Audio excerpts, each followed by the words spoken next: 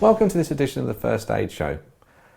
Within first aid, we often look at someone's pulse. So what we're going to do now is have a look at the different places on the body that we can detect a pulse.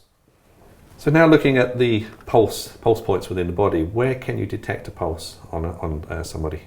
So your primary pulse point would be your radial pulse, which is found in your wrist, just below your thumb. You should be able to feel your own pulse. So that would be your starting point. Then working up your arm, you have a brachial pulse, and then you also have one into the neck as well, which is your carotid pulse. Other pulses that you're able to detect would be your femoral pulses, which is just to where your leg and groin bend. You also have another pulse behind the knee, which is your popliteal pulse, and then on the top of the foot is your pedal pulse.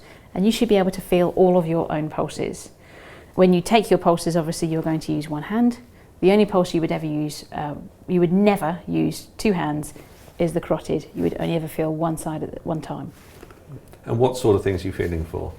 You're feeling can you actually feel the pulse pass through underneath your fingers, and you'll feel it just bounce slowly under your fingers.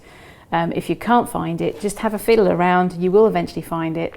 Just slight pressure on the wrist. If you press too deep, obviously it will just feel as though you can't feel anything, just come off very slightly. You will find it, you just have to have a dig around and find it in there.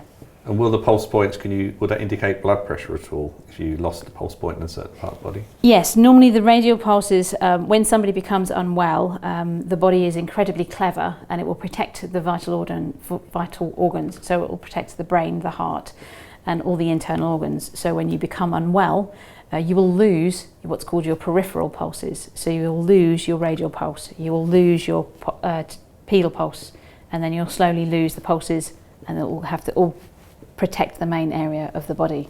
Your carotid pulse you should never lose, unless of course you have a cardiac arrest or you die.